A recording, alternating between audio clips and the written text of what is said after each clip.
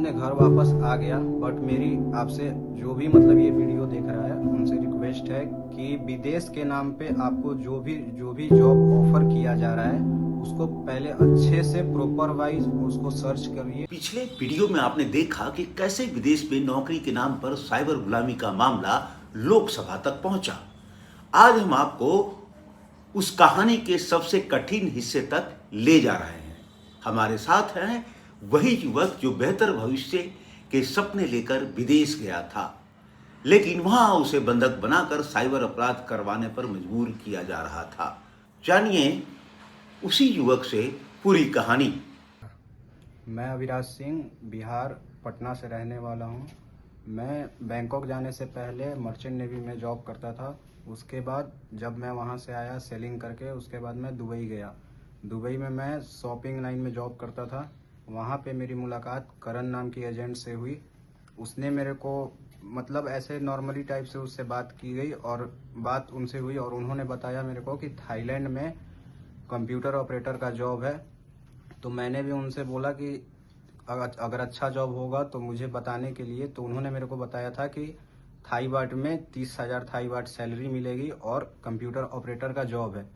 तो उन्होंने मेरे को कांटेक्ट दिया मनीष चौधरी का, और मनीष चौधरी का कांटेक्ट दिया उन्होंने मेरे को टेलीग्राम के थ्रू बताया उन्होंने कि इससे कांटेक्ट करने के लिए मनीष चौधरी से। जब मैंने मनीष चौधरी से कांटेक्ट किया तो टेलीग्राम पे, तो उसने मेरे को बोला कि यहाँ पे कंप्यूटर ऑपरेटर का जॉब है बैंकॉक में। और जब मैंने उससे बोला कि ठीक है मेरा इंटरव्यू करवाने के लिए, तो उसने मेरा इंटरव्यू करवाया। बट उसने मेरे को सच्चाई नहीं बताया था कि वहाँ पे प्रॉपर क्या जॉब हो रही है। तो जब उसने मेरा इंटरव्यू कराया तो थाईलैंड की एक लेडीज़ थी, तो उसने मेरा इंटरव्यू लिया था। इंटरव्यू लेने के बाद मेरे को मनीष चौधरी ने बोला कि कलकत्ता से तुम्हारी फ़्लाइट रहेगी, और टिकट वगैरह भी सब उसी ने बुक किया था। तो जब उसने मेरी टिकट बुक करवा के मुझे उसने टिकट सेंड किया, और सो मनी का भी उसी ने सारा चीज़ अरेंज किया था। जब मैं 14 फरवरी 2025 को मैं यहाँ से पटना से कोलकाता गया, और वहीं से मेरी फ़्लाइट थी कोलकाता से बैंकॉक की। बैंकॉक पहुँचने के बाद स्वर्ण भूमि एयरपोर्ट पे वहाँ कंपनी की गाड़ी आई जो लेक्सस थी, वहाँ से हमको रिसीव किया। वहाँ पे एक और लड़का था, वो भी बिहार का ही था। बट वहाँ पे मैं उससे मिला और कंपनी ने हमें जब गाड़ी में बैठाया तो वहाँ से 7 घंटे की ट्रैवलिंग के बाद हमें एक होटल में वहाँ पे स्टे करवाया। और उस वहाँ पे जब स्टे हमने किया तो वहाँ पे एक गाड़ी आई हमें लेने के लिए, वो भी कंपनी की ही गाड़ी थी। वो कंपनी की गाड़ी हमें वहाँ से लेकर के जंगल के रास्ते आधे जंगल पे ले जाके हमें वहाँ पे उतार दिया। वहाँ से फिर दूसरी गाड़ी आई। ऐसे करते करते जब हमने पूछा कि मतलब हमें कहाँ लेके जा रहे हैं, तो उन्होंने गन के पॉइंट पे हमें बोला कि चुप रहने के लिए। और हम अगर बोलते थे तो मतलब गन पॉइंट पे मतलब कि ऐसे चुप रहने के लिए ज़्यादा प्रेशर डालते थे। उसके बाद जब हम सारा जंगल क्रॉस करने के बाद उन्होंने हमें माइसॉट जो थाईलैंड में पड़ता है वहाँ पे लेके गए। सारा जंगल क्रॉस करने के बाद उन्होंने हमें रिवर ज़बरदस्ती क्रॉस करवाया। रिवर क्रॉस करवाने के बाद जब मैं अपने एजेंट जो मनीष चौधरी था उससे कांटेक्ट किया, तो उसने मेरे को बोला कि जाके वहाँ की जो चाइनीज़ कंपनी थी वहाँ की अपनी उनकी खुद की आर्मी थी। तो उसने बोला कि जाके आर्मी से बोलो कि मेरे को काम नहीं करना है और मुझे घर जाना है। तो जैसे मैं मनीष चौधरी ने बोला था तो मैंने जाके वैसे ही आर्मी से बोला। आर्मी ने बोला कि गाड़ी में बैठने के लिए, और जैसे ही मैं गाड़ी में बैठा उन्होंने हमें कंपनी में ले जाके छोड़ दिया। वहाँ पहुँचने के बाद कंपनी का जो बॉस था जिसका नाम डैंग था, उसने हमें पहले तो कंपनी का सारा उसने विजिट कराया कि कंपनी कैसा है।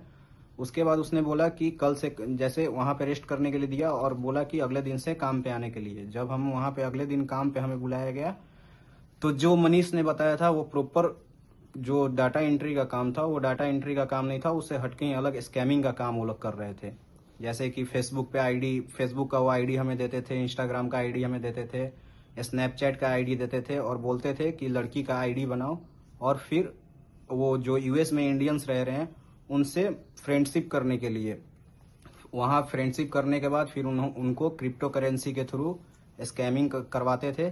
जब मैंने इस बात को लेकर मना किया कि मेरे को ये काम नहीं करना है, तो फिर वहाँ पे मेरे को 2 दिन रूम में रखा गया और प्रेशर डाला गया, बहुत मेरे को प्रेशर डाला गया कि काम करने के लिए। और वहाँ पे जब वहाँ मैंने मना किया तो रूम में 2 दिन रखने के बाद उनकी आर्मी आई और मेरे को वहाँ पे जेल, वहाँ से ले जाके जेल में डाल दिया, जो उनका पर्सनल जेल था। और पर्सनल जेल में उन्होंने मेरे को 20 दिन तक ऐसे ही लटका के रखते थे। इतना मारते थे कि 4:40 में लेके जाते थे मुझे पनिशमेंट के लिए, और 4:40 से 3 बजे तक मुझे लगातार मारते थे और करंट देते थे। उनके करंट देने से मेरे पैर का पूरा जो है पेन अभी तक नहीं गया है, पेन, मेरा पूरा पैर खराब हो गया है। उसके बाद वहाँ से 20 दिन के बाद जब वो कंपनी का बॉस था जो जिसका नाम डैंग था, वहाँ से निकालने के बाद मेरे को कम से कम वहाँ पे जब केके पार्क चल रहा था, मेरे को यहाँ से केके 5 में लेके गए थे।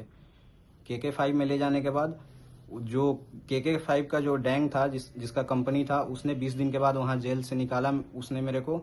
फिर वहाँ से कम केके पार्क में 1200 से ज़्यादा कंपनियाँ थी। मुझे वहाँ पे हर एक कंपनी में बेचा गया, हर एक कंपनी में जहाँ मैं बोलता था कि मेरे को काम नहीं करना है, फिर वो दूसरे कंपनी में मुझे सेल कर देते थे। ऐसे करते करते मेरे को 5 से 6 महीने मतलब सेल किए। कभी आर्मी के घर पे बैठाते थे, उसके बाद कंपनी लेके आते थे। कंपनी में नहीं मैं करने को रेडी होता था तो फिर कहीं और बेच देते थे। लास्ट में जब सितंबर में मेरे को डोंगमिंग पार्क में लेके गए, वहाँ पे बहुत सारे इंडियन ऑलरेडी फंसे हुए थे। वहाँ जाने के बाद मेरे को 1 महीने की सैलरी मिली थी। मैं काम करना नहीं चाहता था, लेकिन प्रेशर में मेरे से काम करवाते थे ये लोग। नहीं तो वहाँ पे भी जो इनकी आर्मी थी, चाइनीज जो बॉस थे, वो यूएसडी देते थे आर्मी को कि पनिशमेंट में मारने के लिए। और वहाँ पे क्या होता था कि जैसे अगर फर्स्ट सैलरी मेरे को मिली थी तो मैंने अपना फ़ोन लिया, फ़ोन से मैं कैसे कैसे करके अपने फैमिली से कांटेक्ट किया। मैंने अपने फादर से कांटेक्ट किया। उसके बाद मेरे फादर ने माननीय श्री सांसद जी श्री सुधाकर सिंह जी से कांटेक्ट किए। और मैं इसके लिए धन्यवाद कहना चाहूँगा कि माननीय श्री सांसद महोदय जी ने मेरी बहुत हेल्प की और मेरे फादर की बहुत हेल्प की। और मैं ही एक नहीं, मेरे जैसे बहुत सारे इंडियन, उनका जो संकल्प था कि हमें निकालने का, ये उनका मतलब कि और भी जो इंडियन फंसे हुए थे 300 इंडियन, उनकी वजह से मतलब उन्होंने एम्बेसी में मेल किया, फॉरेन मिनिस्ट्री में मेल किया, हर जगह से वो पूरा कोशिश किए, हर चीज़ किए हमारे लिए, और हम 300 इंडियन वहाँ से वापस आ पाए।